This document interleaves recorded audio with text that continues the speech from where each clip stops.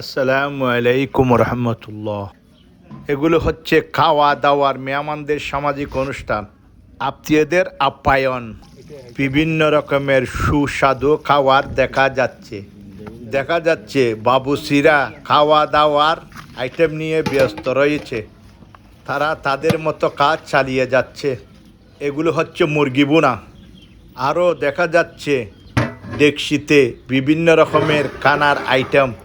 দেখুন, বিভিন্ন রকমের খানার আইটেম দেখা যাচ্ছে ডেকসিতে। এগুলো ডিম। বাবু সাহেব কেন আছো?